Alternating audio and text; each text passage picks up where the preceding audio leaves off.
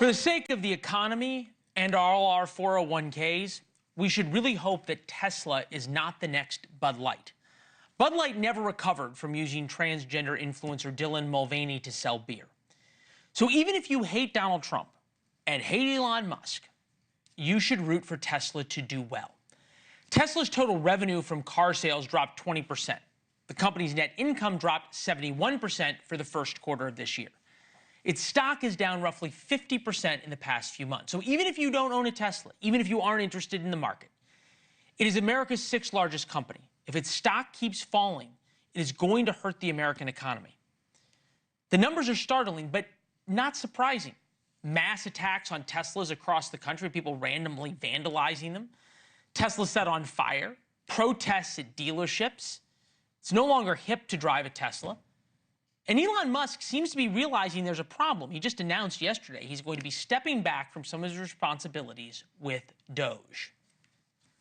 I'll continue to spend, a day or two per week on government matters for as long as the president would like me to do so, and as long as it is useful. But starting next month, I'll be allocating far more of my time to Tesla. White House correspondent for Axios, Mark Caputo, is with us now. He reports today Musk versus Besant dispute erupted into West Wing shouting match, as well as Lisa Miller, marketing strategist who's worked with huge brands, Pepsi and Fritos among them. Lisa, have we ever seen a brand that has become so embroiled and defined by politics? I think this is probably the most divisive, just given where we are in the economy. But we've seen brands before, whether it's, Apple, when Stephen Jobs got let go and then he got brought back. But the political divide is immense right now. And I will say, I do research every month, and the shock and awe from the consumer fear in data I got just last week is shrinking a little bit. But yes, this is a probably unprecedented political divide relative to a product. Mark, deeply sourced inside the White House, how much of Musk's decision to take a step back, second only to spend more time with family as an excuse, is his fear over Tesla? I can't speak to that. What is pretty clear is he is coming to the end of his special government employee status anyway, so he was going to be phasing out. Doge has sort of come to the end of its mission of trying to find efficiencies. And in this argument with Scott Bessent, in the story I had written that you referenced, Bessent did accuse him of overpromising and under-delivering on budget cuts.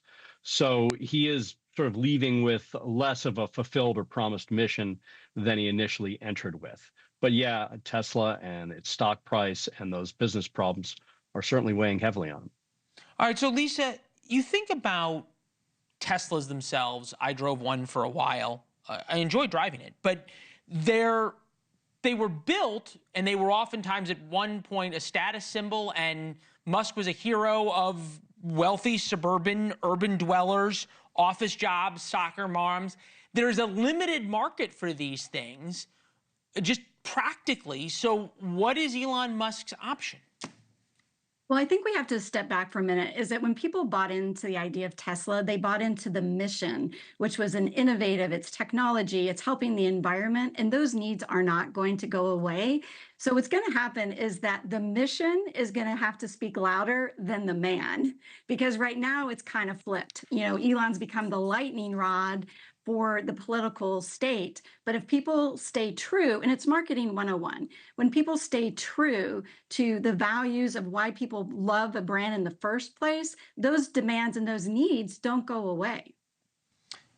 That's an interesting thought. Whether Elon Musk is willing to step back or not, who knows? He's often thought himself as the front man, the hype man, is the most important part of this. Here's Trump on Musk. Take a listen.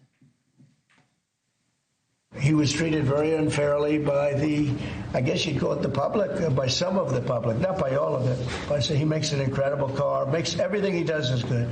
But they took it out on Tesla. I said, whenever you're ready, I'd like to keep him for a long time, but whenever you're ready. Mark, you've covered Donald Trump for a long time. I've covered him since 2015. I have never seen Trump be as gracious or appearing to be as genuinely fond of a non-family member as he is of Elon Musk. He might be more fond of Elon Musk than some of his family members. Donald Trump is, I mean, let's face it, right? Donald Trump prizes money making. He believes finance and success are the highest pinnacles of status. And this is the richest man in the world. I think he still is, Elon Musk. In addition to that, Donald Trump kind of likes new cool things. He likes the idea of electric cars. And yeah, he had that weird riff about electric boats sinking in shark attacks, which we could go into another time when we have more time. He also loves the idea of space travel and a social media company owner. I mean, Elon Musk represents a lot of the things that Donald Trump himself would aspire to.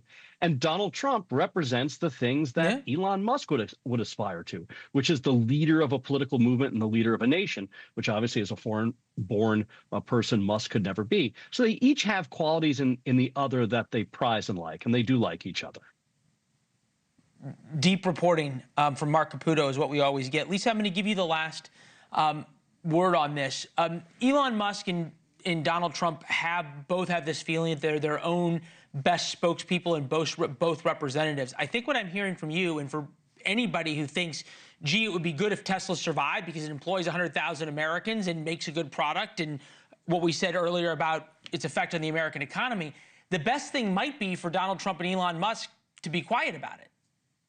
I do believe that, and whether that happens or not, that is it. Yeah, good luck. But from a marketing view, honestly, there are senior executives that are founders that realize sometimes the best thing is to be quiet.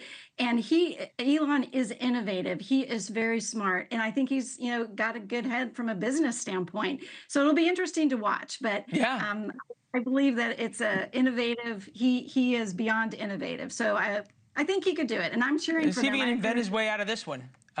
It's a doozy. Mark, Lisa, thank you both very much. We appreciate it. Thank you for watching. Subscribe below and download our NewsNation app right now on your phone, and you will get fact-based, unbiased news for all Americans.